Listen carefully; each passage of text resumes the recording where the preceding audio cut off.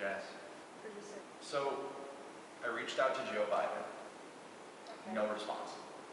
I reached out to a Santa Claus cosplayer. No response. And I also reached out to Rodney Rogers. It's not looking good. Do you have any ideas? Did you try the Santa with the maid costume? The Santa with the... Because that's my uncle. Do you think your uncle would do it?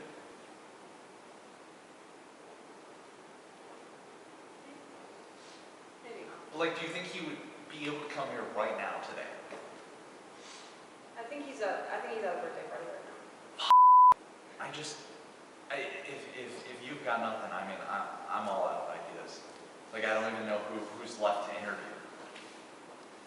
Do we have anyone else? I don't think we have any options.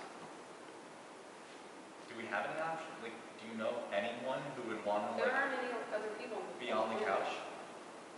No one? Can you tell me? Hi, Christina. Text. Is there something you need?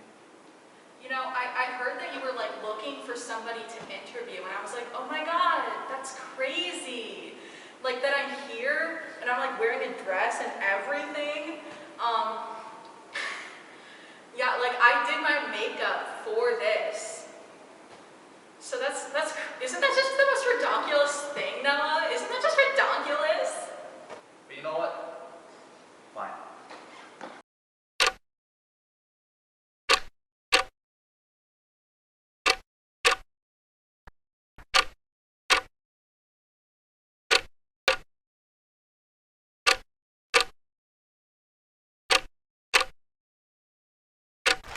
Welcome back to On the Couch. Today we have the effortlessly amazing and beautifully talented Christina. Thank you so much for having me. It is truly an honor and a privilege to sit on this couch, and it is not one that I take lightly. I have been trying to get on this show since literally the inception of when it was like first created, which was like 2 full years ago. In the slideshow at the meeting, when they had up that they were going to do a talk show, immediately I was just like, I gotta be on that show. Because see, the thing about me is, most people do not like me because I have a very polarizing personality. So people generally don't enjoy listening to me talk, but because I am here, you guys all have to listen to me talking. You are my captive audience for like the next hour, and that's great. It's the only situation where people are gonna listen to me, so I'll take it. You can't see, but everyone in the crew is chained to the floor. They have to listen. They're forced to. Christina, what do you do for BG On Screen? So technically the answer to that question is not that much. For these BG on the Couch episodes, I normally am in charge of the slate, which is like the clacky board thing. And so the story of how that came to be is actually a very interesting one. So the very first episode of On the Couch that was recorded, I went, but I did not go to like actually film it. I was just like, you know, maybe the person they want to interview like isn't gonna show up, so I should just be there, just in case. The guy who was in charge of the show at that point, he's like, hey Christina, how would you like to have a job? And I'm just like, okay. And he gives me the slate. It is not, and I'm allowed to say this because I am the camera assistant, it's not a real job. That is not true. Okay, let me explain it this way. Imagine you're baking cupcakes and you have like a very young niece or nephew who's like 5 or maybe younger, who is like, Aunt Jazz, I want to help you bake these cupcakes. And you don't want this child's grubby little hands all over your cupcakes. So you're just like, you know what? You can add the sprinkles when I'm done doing like the important things. The sprinkles are the best part, though. Like the sprinkles are an important part of the experience, but like it's not gonna ruin the experience if they're a little messy. So it's a job that you can give to someone with no like experience or practical skills at all. Wrong. I think sprinkles are an important fundamental part of a cupcake, and they are versatile because there is no dessert you can't add a sprinkle to, and they are necessary to every single dessert, much like you are, Christina. Aww. That's so sweet. And everyone here is forced to enjoy you because they're chained to the floor. Exactly. So, you major in music. Yes. What are you doing with that right now? So, I am actually in 2 choirs. There's the BGSU Collegiate Chorale, which is a mixed ensemble, so it has both like traditionally female and traditionally male voice parts in it. And then also BGSU Volare, which is a treble ensemble, so that is just soprano and alto. And with the Collegiate Chorale, we actually went to the OMEA conference, which is Ohio Music Educators Association, and we performed there. And I will be performing with Volare at the ACDA, American Choral Directors Association conference in Omaha, Nebraska. Ooh, yeehaw. So that's next week for me. Oh, love that. Okay, so what got you into music? I guess I've always kind of been a musician. Like, even when I was very little, like at the kindergarten like concert or whatever, they gave me one of like the more important like singing parts, I guess. Like there were the other songs where you had like 5 or so people from each class, and then there was the one with only like it was like 2 or 3 people, and I was one of them. So it's kind of been this from the beginning. I'm not really sure what other life path I could have taken. Is there anything you'd like, if there was like no music, is there anything you would have wanted to do? Like, if I had not majored in music, I probably would have majored in something really generic, like marketing or communications. Something that can just very easily be applied to like a lot of job fields theoretically. I always like to ask people like if there was no pay involved, you could do whatever you want, like what would your dream job be? Like if there was in like a theoretical no world implications. Where anything is possible. Maybe like one of those like party princesses who like go to parties, and it's like your Belle or Rapunzel or somebody, and it's like you paint faces and stuff. I mean, you can sing. I can sing. I don't see why you can't do that now. See, yeah, the problem with that actually is that a lot of times the companies like pre-buy the costumes to fit like a certain body type that I do not necessarily fit into.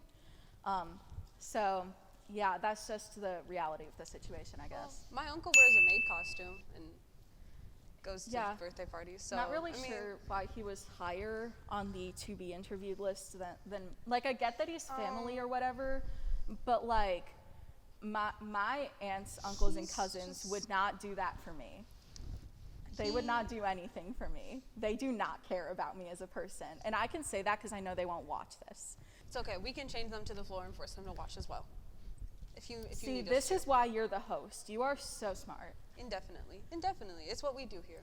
Like, I was found outside of a garbage can and forced to be here on this couch and made to talk in front of a camera. We can make people watch if we need to. Well, we only wanted to interview my uncle because he looked great in a maid costume. You know? Are you sure you should be saying that about your uncle? He's a great guy, you know? No, you didn't say that, Jazz. You said that he looked great in a maid costume. He looked great in a maid costume.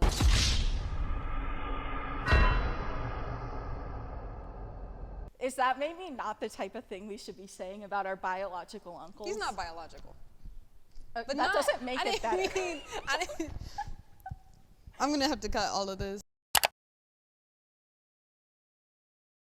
Oh my God! So yeah, I did not realize that you have a TikTok, because the thing about that is I also have a TikTok, and I have 2,000 followers, which doesn't sound like a lot, but kind of is for someone who isn't already famous. And I do legally qualify as a micro-influencer based on the first definition that comes up when you look up what is a micro-influencer.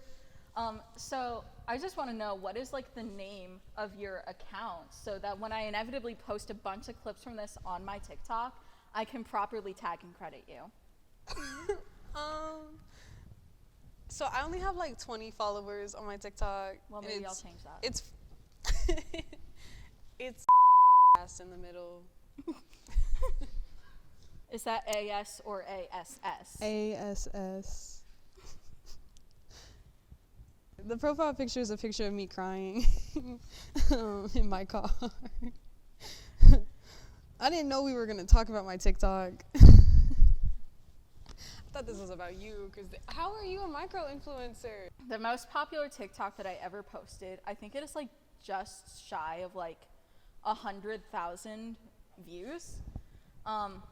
And the funny thing is, it's always the TikToks you put no effort into that end up getting the most views, because it was just a random cap cut template. It was that song that's like, I'm only human after all.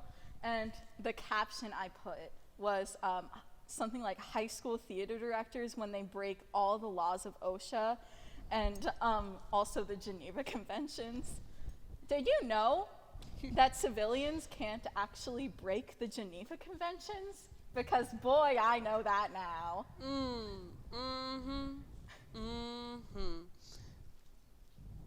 I've never been in theater, but I'm sure if I was in theater, that would have really tickled my fancy. Yeah. See, that's a nice thing, honestly, about like the film environment. I haven't actually done a ton of projects. I've been in like 5 of the 48-hour film festival and then like 5 regular normal things. But you guys actually like care whether your actors live or die, and that's pretty nice. Good for the people of BG Film Things. Thank you for letting our actors live and die. Or live. Oh, applause. I hope HR doesn't fire me for that one.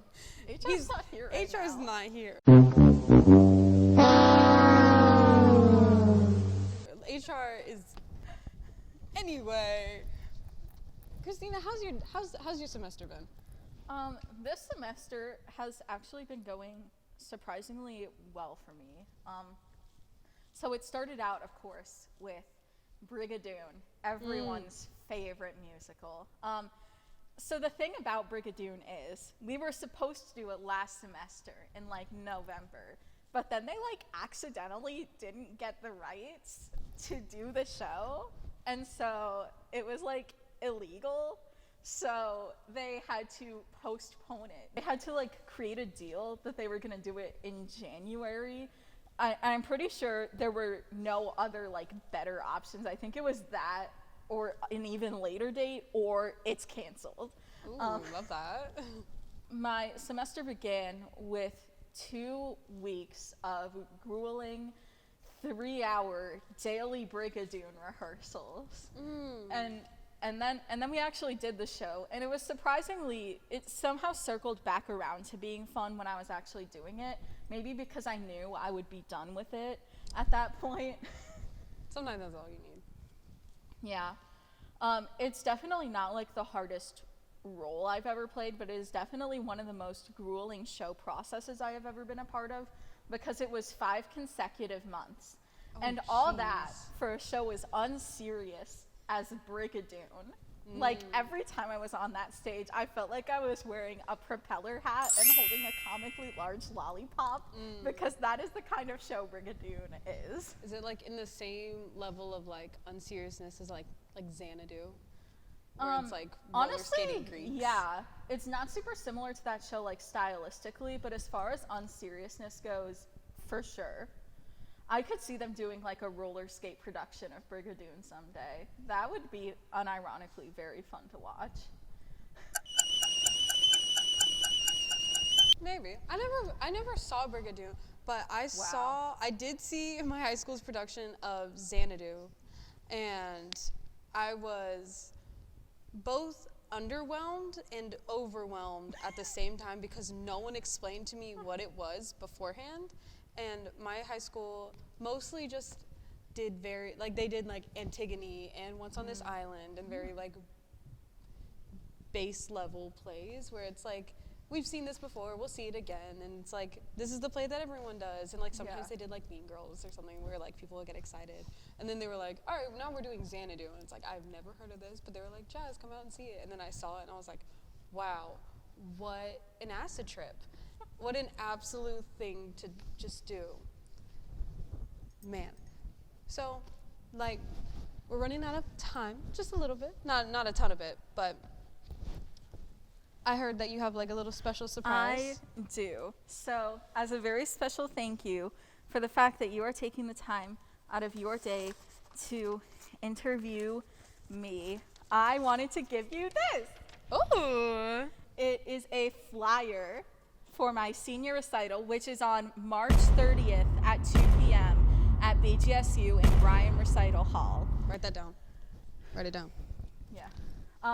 I would have gotten you like the official poster with like my face on it, but the official poster has not been made yet, so this had to do for now. Aww. So this is for you, but just 1 second. I can't give it to you just yet.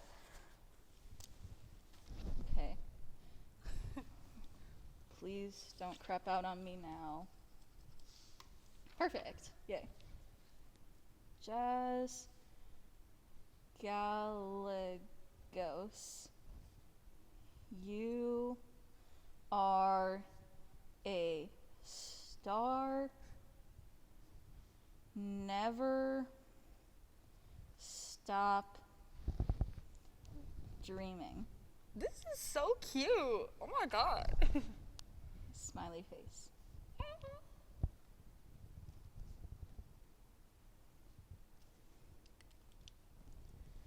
There you go. Now it's perfect. Oh my God.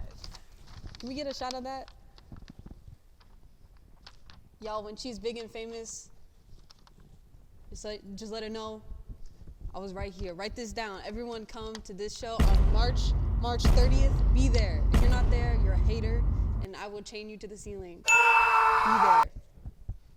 And we all love Christina. Any parting words? Just thank you so much for having me and allowing me to fulfill this long time dream before I graduate this semester. It truly does mean a lot.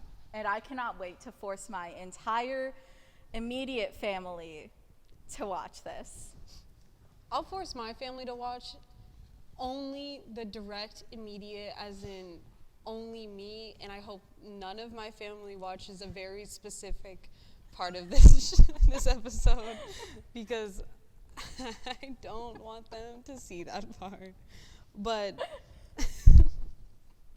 I am so glad that you finally got to, because I can't believe you've been here for what, 2 years working on the show and no one interviewed you? Right? That's not even fair.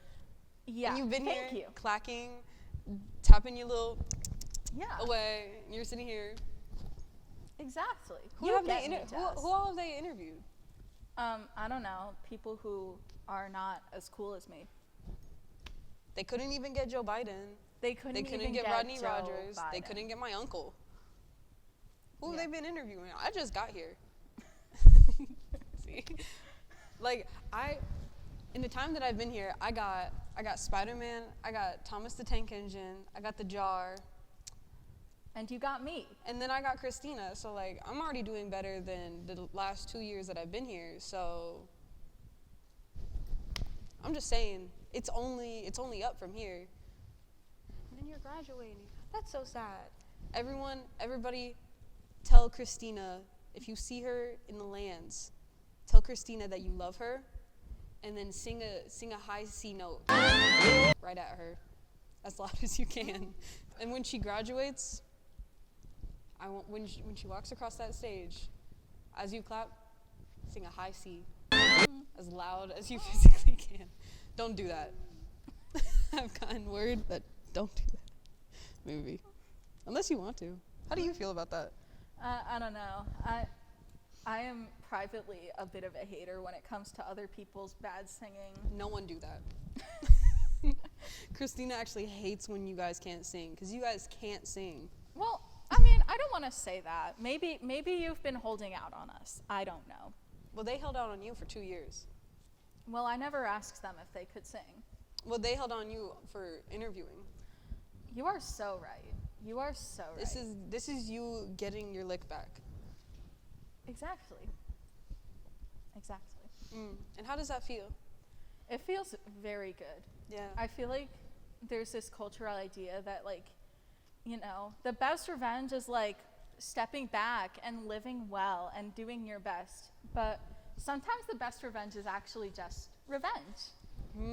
So maybe when you walk across that stage, you sing a high note and everyone is in dead silence. So you are at the top and everyone else is low in the depths of nothingness. I'll think about it. Okay. I mean, I haven't warmed up today. The apologies to the sound team just in advance.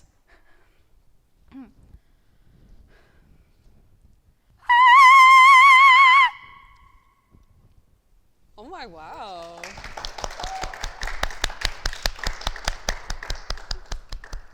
Thanks for joining me on the couch. Of course.